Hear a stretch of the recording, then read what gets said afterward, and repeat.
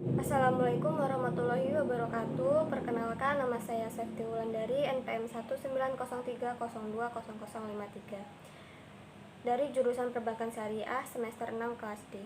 Baiklah, di sini saya akan menyampaikan kesimpulan dari materi yang kedua, yaitu tentang obligasi serta menjawab pertanyaan. Jadi pengertian obligasi sendiri itu merupakan surat pengakuan utang atas pinjaman yang diberi oleh perusahaan penerbit obligasi dari masyarakat.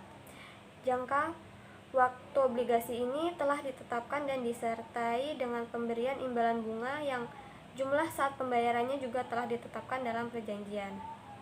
Selanjutnya yang pertama yaitu penilaian obligasi.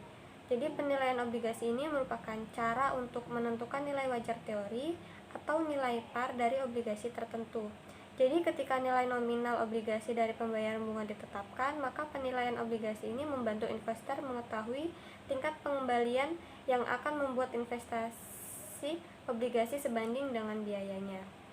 Yang kedua ada obligasi tanpa bunga, yaitu investor yang membeli obligasi tanpa bunga memang tidak akan mendapatkan bunga sama sekali saat jatuh tempo.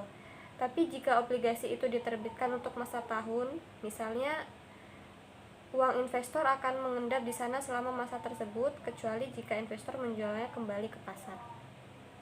Yang ketiga ada coupon bond atau obligasi dengan kupon yang dapat diuangkan secara periodik sesuai dengan ketentuan penerbitan. Jadi kupon ini juga bisa disebut sebagai tingkat bunga yang dibayarkan oleh pihak yang mengeluarkan obligasi kepada investor. Kupon bond ini terdiri dari fixed rate bond dan floating rate bond. Yang keempat ada callable bond, yaitu merupakan obligasi yang dapat ditebus sebelum jatuh tempo. Lalu yang kelima ada macam-macam obligasi. Macam-macam obligasi itu terdiri dari obligasi pemerintah, obligasi korporasi, dan obligasi retail. Yang keenam ada surat utang negara. Jadi surat utang negara ini merupakan surat berharga yang berupa surat pengakuan utang dalam mata uang rupiah maupun valuta asing yang dijamin pembayaran bunganya dan pokoknya oleh negara Republik Indonesia secara dengan masa berlakunya. Yang ketujuh ada obligasi retail Indonesia. Jadi obligasi retail ini merupakan sebuah instrumen investasi yang diterbitkan oleh pemerintah atau dapat dikatakan dijamin pemerintah, tentunya tingkat keamanannya yang sangat tinggi. Yang kedelapan ada obligasi korporasi atau perusahaan. Jadi obligasi korporasi ini merupakan sekuritasitas yang diterbitkan oleh suatu perusahaan yang menjanjikan kepada pemegangnya pembayaran sejumlah uang tetap pada satu tanggal jatuh tempo yang dimana di masa mendatang ini disertai dengan pembayaran bunga secara periodik. Sedangkan bond rating ini merupakan penilaian yang diberikan kepada obligasi yang berindikasi pada kualitas kredit mereka. Baiklah, mungkin itu yang dapat saya ambil kesimpulan dari materi kelompok kedua. Selanjutnya saya akan menjawab pertanyaan. Pertanyaan pertama yaitu jelaskan cara mengatasi terjadinya resiko investasi obligasi. Jadi ada cara-cara untuk mengatasi resiko dalam investasi obligasi. Yang pertama itu ada kita bisa membelinya saat harganya turun. Jadi harga obligasi bisa turun kapan saja. Misalnya saat terjadi inflasi, itu harga obligasi akan turun. Jadi sebaiknya kita membeli obligasi saat situasinya seperti ini dan jual saat harganya kembali normal, karena keuntungan yang diraup itu bisa menjadi maksimal. Yang kedua ada tahan obligasi. Yang cara kedua ini merupakan cara termudah untuk mengatasi resiko investasi, karena dengan menahan obligasi saat harganya sedang turun, sejatinya membuat kita rugi, tapi hanya sesaat saja. Tapi jika kondisi sudah kembali normal, harga obligasi juga ikut normal atau lebih tinggi daripada harga belinya. Jadi tidak perlu terburu-buru menjualnya. Yang ketiga ada diversifikasi sejak awal berinvestasi. Diversifikasi ini akan membantu Anda minimalisir kerugian investasi. Jadi seandainya nilai obligasi sedang turun, masih ada investasi lain yang dapat menutupi kerugian tersebut.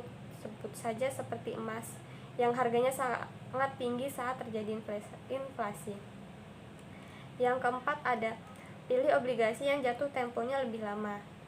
Alasannya yaitu mengapa kita memilih obligasi yang jatuh temponya lebih lama, karena suku bunganya lebih tinggi daripada obligasi yang waktu jatuh temponya lebih singkat. Suku bunga itu akan memberikan keuntungan pasif yang dapat dinikmati setiap tahunnya. Baik, yang kedua ada pertanyaan yang kedua yaitu tentang pengertian obligasi pemerintah, obligasi korporasi, dan obligasi retail.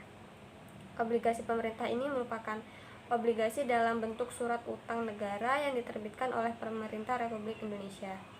Obligasi korporasi merupakan obligasi berupa surat utang yang diberikan oleh korporasi Indonesia, baik BUMN maupun korporasi lainnya. Yang terakhir ada obligasi negara retail, yaitu merupakan salah satu produk investasi paling aman karena memiliki risiko yang paling rendah. Jadi bentuk dari obligasi negara retail ini merupakan surat utang yang diterbitkan oleh pemerintah Indonesia kemudian ditawarkan kepada masyarakat secara perorangan. Selanjutnya pertanyaan ketiga yaitu sebutkan keuntungan apa yang didapat oleh masyarakat tentang obligasi. Lalu dari keuntungan itu, keuntungan apa yang diperbolehkan dalam syariah. Jadi keuntungan yang didapat oleh masyarakat itu mendapat pendapatan tetap berupa kupon. Hal ini merupakan ciri utama obligasi, yang dimana pemegang obligasi ini akan mendapatkan bunga secara rutin selama waktu berlakunya obligasi, dan pemegang obligasi itu dapat memperjualbelikan obligasi yang dimilikinya untuk mendapatkan capital gain. Selanjutnya, keuntungan obligasi ini lebih tinggi dari bunga deposito. Lalu keuntungan apa yang diperbolehkan dalam syariah? Keuntungan yang diperbolehkan dalam syariah yaitu imbal hasil yang diberikan yang dapat berupa uang sewa atau ujrah dengan persentase tertentu sesuai dengan prinsip syariah Islam yang tidak mengandung unsur riba. Jadi imbal suku juga akan dibayarkan secara rutin pada periode tertentu dan nilai pokok pinjamannya akan dibayarkan pada saat jatuh tempo. Mungkin sekian yang dapat saya sampaikan. Apabila ada kesalahan dalam menyampaikan materi atau kesimpulan, saya mohon maaf. Saya akhiri. Wassalamualaikum warahmatullahi wabarakatuh.